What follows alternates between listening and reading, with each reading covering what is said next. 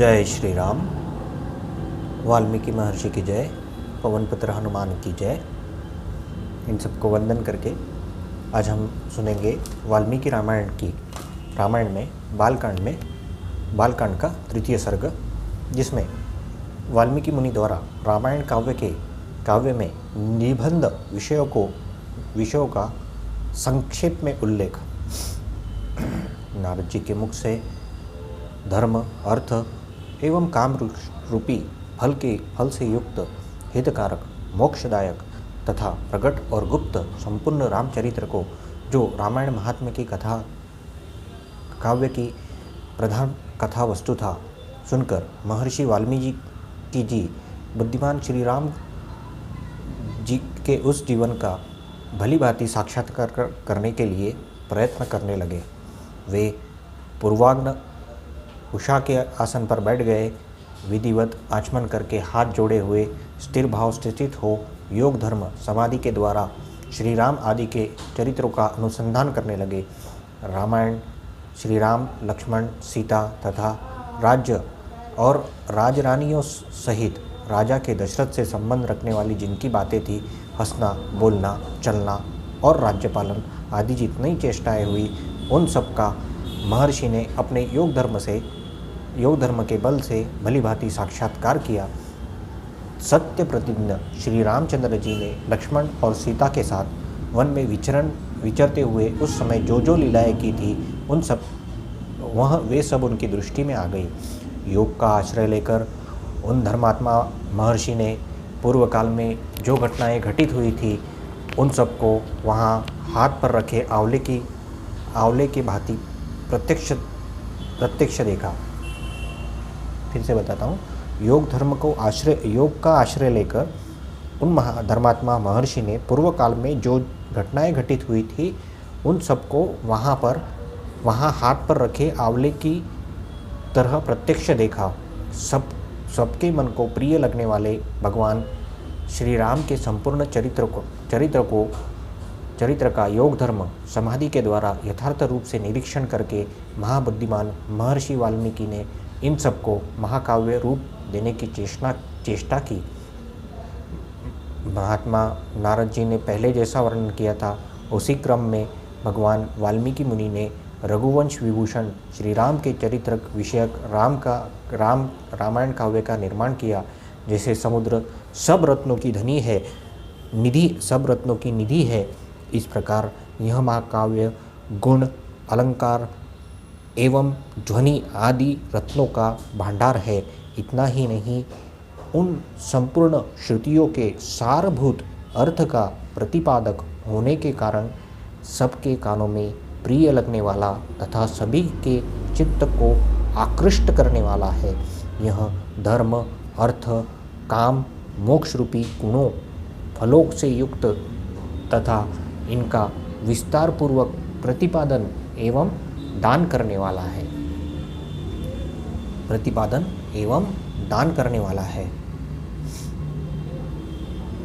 श्री राम के जन्म, उनके महान पराक्रम, उनकी सर्वानुकूलता, लोकप्रियता, क्षमा, सौम्य भाव तथा सत्यशीलता का इस महाकाव्य में महर्षि ने वर्णन किया। श्री विश्वामित्र जी के साथ श्री राम के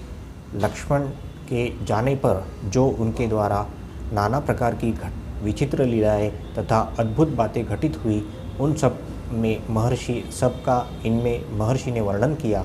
श्री राम द्वारा मिथिला में धनुष तोड़े जाने तथा जनक नंदनी सीता और उर्मिला आदि के विवाह का भी इसमें चित्रण किया। श्री राम परशुराम संवाद, दशरथ नंदन श्री राम के गुण, उनके अभिषेक, कैकेयी की दुष्टता, श्री राम के राज्याभिषेक में विघ्न, उनके वनवास,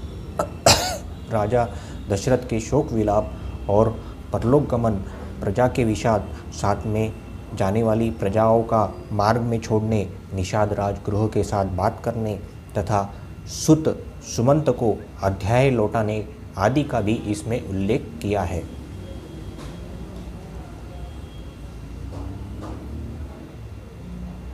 उसके बाद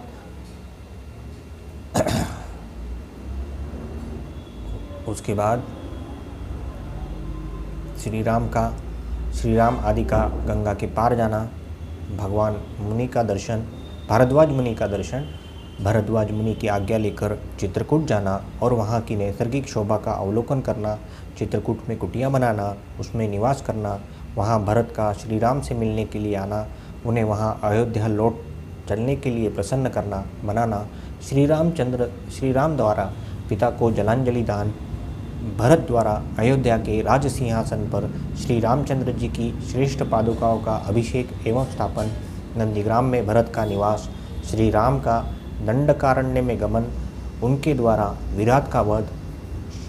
शरभृंग मुनि का दर्शन, सुतीक्ष्ण के साथ समागम, अनुसुया देवी साथ सीता देवी को कुछ काल तक स्थिति, उनके द्वारा सीता को अनुराग समर्पण, श्री राम आदि के द्वारा अगस्त्य का दर्शन, उनके दिए हुए वैष्णव धनुष का ग्रहण, शंख शूर्पणखा का संवाद,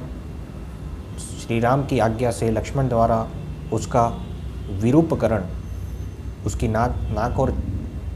कान का छेदन, श्री राम द्वारा खर दूषण और त्रिशिरा का वध, शूर्पणखा के उत्तेजित करने से रावण का श्री राम से बदला लेने के लिए उठना, श्री राम द्वारा मारीच का वध, रावण द्वारा विदेह नंदिनी सीता का हरण, सीता के लिए रघुनाथ जी का विलाप, रावण द्वारा गृहराज जटायु का वध, राम लक्ष्मण की कबंध से भेंट, उनके परस्पर सरोवर का, उनके द्वारा पंपा सरोवर का अवलोकन, श्री राम का शबरी से मिलना और उनके लिए हुए मूल को ग्रहण करना, श्री राम का सीता के लिए प्रलाप, पंपा सरोवर के निकट हनुमान जी से भेंट, श्री राम और लक्ष्मण का हनुमान जी के साथ ऋष्यमुख पर्वत पर जाना, वहाँ सुग्रीव के साथ भेंट करना, उन्हें अपने बल का विश्वास दिलाना, उन्हें से मित्रता स्थापित करना, बाली और सुग्रीव का युद्ध, श्री राम द्वारा वाली का विनाश, सुग्रीव को राज्य समर्पण, अपने पति वाली के लिए तारा का विलाप, शरत काल में सीता जी की खोज के लिए सुग्रीव की प्रतिज्ञा, श्री राम का बरसात के दिनों में वाल्यवान पर्वत के प्रसव शिखर पर निवास, रघुकुल सिंह श्री राम का सुग्रीव के प्रति क्रोध दर्शन, सुग्रीव द्वारा सीता जी की खोज के लिए वानरों का संग्रह, सुग्रीव का संपूर्ण दिशाओं में वानरों को भेजना, उन्हें पृथ्वी, द्वीप, समुद्र आदि विभागों का परिचय देना, श्री राम का सीता के विश्वास के लिए हनुमान जी को अपनी अंगूठी देना, वानरों का वृक्षबिल स्वयंप्रभा गुफा का दर्शन, उनके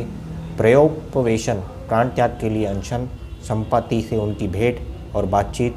समुद्र काल के लिए हनुमान जी का महेंद्र पर्वत पर चढ़ना, समुद्र को लांघना, समुद्र के कहने से ऊपर उठे हुए मैनाक का दर्शन करना, उनको राक्षसी का डांटना, हनुमान द्वारा छाया ग्रहण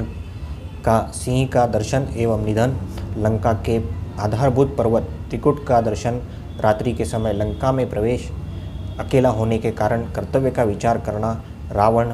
के मद्यपान स्थान में जाना तथा उसके अंतपुर की स्त्रियों को देखना, हनुमान जी का रावण को देखना, पुष्पक विमान का निरीक्षण करना, अशोक वाटिका में जाना, सीता जी के दर्शन करना, पहचानने के लिए सीता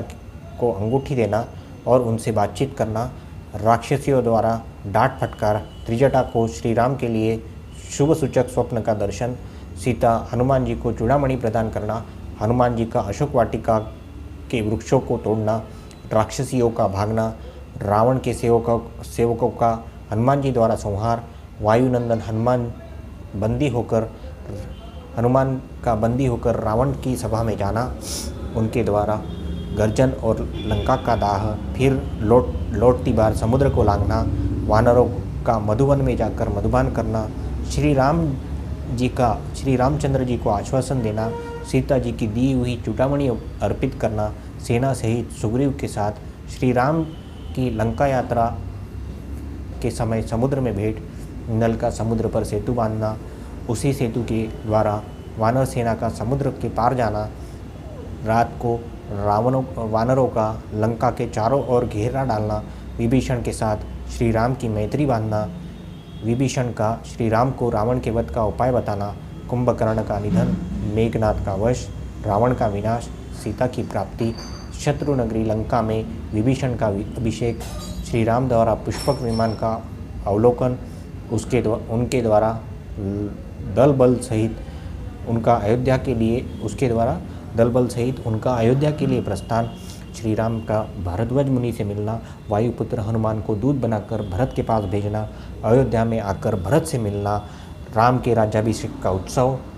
श्री राम का सारी वानर सेना को विदा करना, अपने राष्ट्र की प्रजा को प्रसन्न रखना तथा उसकी प्रसन्नता के लिए विदेह नंदिनी सीता का वन में त्याग देना